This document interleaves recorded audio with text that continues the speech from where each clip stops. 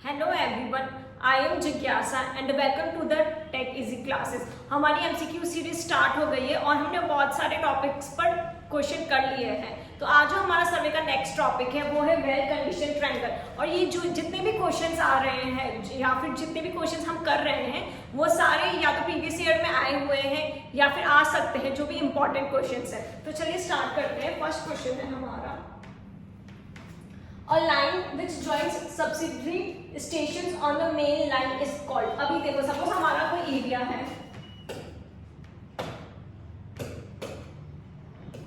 ये हमारा कोई एरिया है, ठीक है। इतने बड़े एरिया का अगर हमें सर्वे करना है या चेन सर्वे करना है या चेनिंग करना, तो इतने बड़े एरिया का तो हम कर नहीं सकते क्योंकि इतनी बड़ी चेन आती नहीं है। तो जब चेन नहीं आती तब हम क्या मार्क करते हैं? हम स्टेशंस मार्क करते हैं, ठीक है। तो ये हम स्टेशंस मार्क कर रहे हैं। ये हो गए हमारे मेन स्टेशंस। क्या हो गए? इसको हम बोलते हैं मेन स्टेशंस।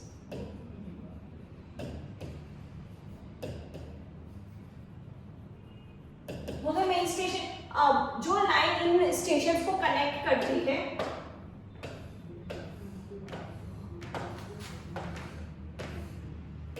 इसको हम बोलते हैं मेन लाइन। क्या बोलते हैं? मेन लाइन बोलते हैं, ठीक है। मेन स्टेशंस को जो कनेक्ट करती है लाइन, उसको बोलते हैं हम मेन लाइन। फिर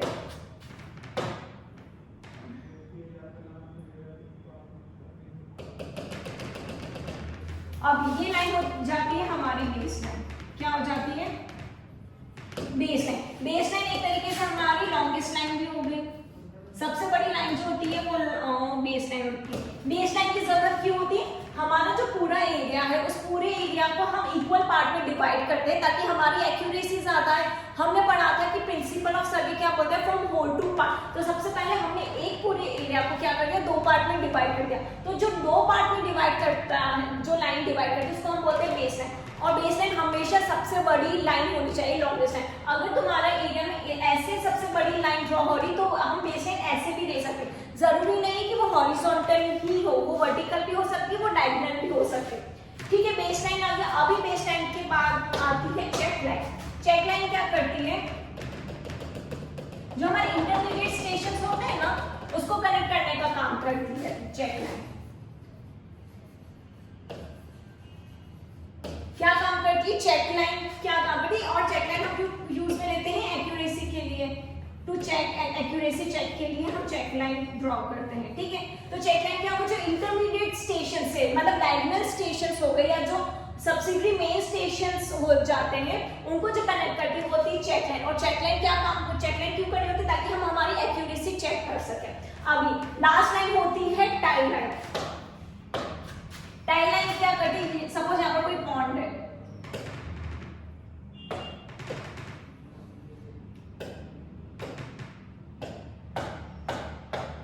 यहाँ पर कोई पॉन्ड दे रखा है, क्या दे रखा है? कोई पॉन्ड या वेल है, ठीक है। अभी ये पॉन्ड के बारे में हमें, ये जो ग्राउंड फीचर है इसके बारे में हमें डिटेलिंग करनी है। तो क्या करेंगे? हम एक लाइन बेस लाइन से ड्रॉ कर लेंगे, दूसरी लाइन हम चेक लाइन से ड्रॉ कर लेंगे। तो जब हम बेस लाइन और चेक लाइन जहाँ पर मिलेगी वो क्या हो जाएगी? हमारा पॉन्ड हो जाएगा। तो जब हमें डिटेलिंग करनी होती है किसी ग्राउंड फीचर की, तब हम यूज में लेते हैं टाई लाइन। क्या यूज में लेते हैं? Tie line. क्यों लेते हैं? डिटेलिंग करने के लिए ग्राउंड फीचर की, डिटेलिंग ऑफ ऑब्जेक्ट। आया समझ में? अभी हमारा एक पर्टिकुलर एरिया है, उसमें क्या क्या चीजें हो गई? मेन स्टेशन हो गए, मेन लाइन हो गई, बेस लाइन हो गई, चेक लाइन हो गई और टाई लाइन हो गई, ठीक है। ये आया समझ में? अब ये जो ट्रायंगल बनता है ना, इस ट्रायंगल को हम बोलते हैं वेल कंडीशन ट्रायंगल। अगर ट्रायंगल का एंगल हमारा लेस देन 30 डिग्री नहीं होना चाहिए और ना ही मोर देन 30 डिग्री होना चाहिए। तो 30 डिग्री वेल कंडीशन जो ट्रायंगल होता है उसकी कंडीशन होती है कि जितने भी हमारे एंगल्स होते हैं ट्रायंगल के, वो लेस देन 30 डिग्री नहीं होने चाहिए, should not B less than 30 degree. चलो अभी हम करते हैं क्वेश्चन। क्या बोल रहा है हमारा? A line which joins subsidiary stations on the main line। Subsidiary stations कौन से? जो हमारे डायगोनल स्टेशन हो गए, उनको ज्वाइन करने वाली लाइन को क्या बोलते हैं? हम उनको ज्वाइन करने वाली लाइन को हम बोलते हैं चेक लाइन। क्या बोलते हैं? चेक लाइन, ठीक है। टाई लाइन क्या होगी? जब भी हमें किसी ऑब्जेक्ट की एक्यूरेसी फाइंड आउट करनी हो, ग्राउंड फीचर फाइंड आउट करना हो, वो हो गए। बेस लाइन हमारी क्या होगी, जो हमारी लॉन्गेस्ट लाइन होती है और जो हमारे एरिया को दो इक्वल पार्ट में डिवाइड करती है। नेक्स्ट क्वेश्चन है, in which type of survey only linear measurements are made. ऐसा कौन सा सर्वे है जिसमें सिर्फ लीनियर मेजरमेंट्स होते हैं, वो होता है हमारा चेन सर्वे। कंटूरिंग में तो हम एलिवेशंस देखते हैं, थियोडोलाइट सर्विंग में हम एंगल्स देखते हैं, एंगल भी होता है, एंगुलर भी होता है और वो लीनियर भी होता है। डम्पी लेवलिंग का प्रोसेस है, तो जिसमें हम सिर्फ लीनियर मेजरमेंट, जिसमें हम सिर्फ डिस्टेंस मेजर करते हैं, उसको हम बोलते हैं चेन लाइन। क्या बोलते हैं, चेन लाइन।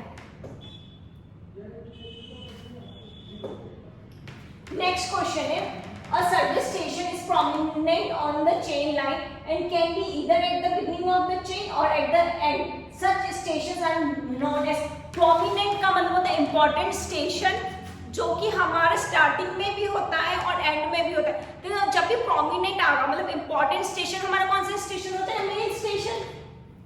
मेन स्टेशन ही होगा ना, जो भी इंपॉर्टेंट होगा, जहां से हम स्टार्टिंग और एंडिंग की बात करते हैं, तो वो जो स्टेशन होते हैं वो होते हैं हमारे मेन स्टेशन। बीच वाले हो जाते हैं हमारे सब्सिडरी स्टेशन हो जाते हैं।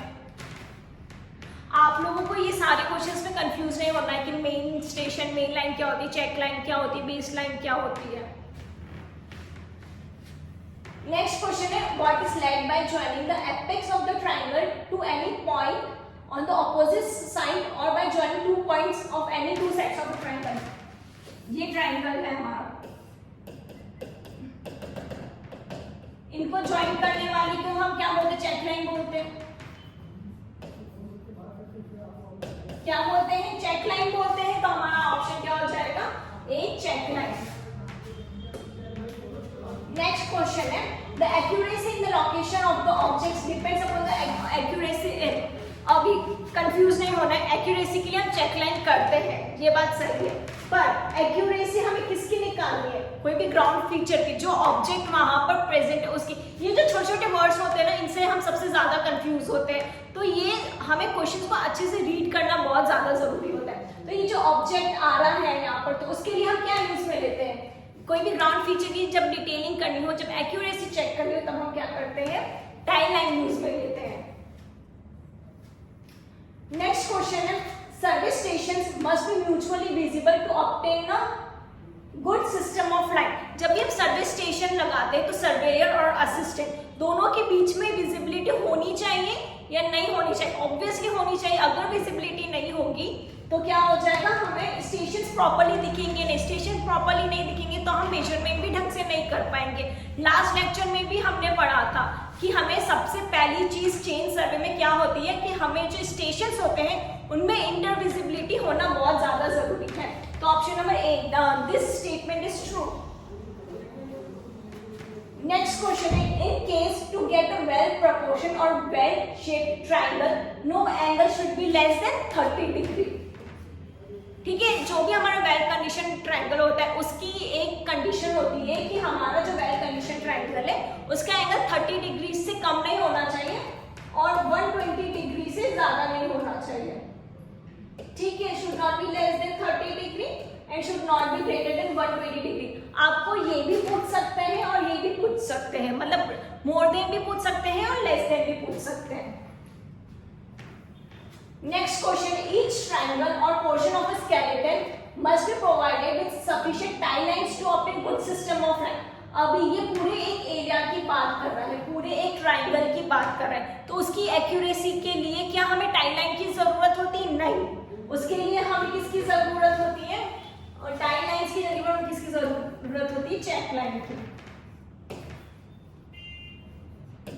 टाई लाइन की हमें जरूरत होती है, कोई भी ग्राउंड टाई लाइन।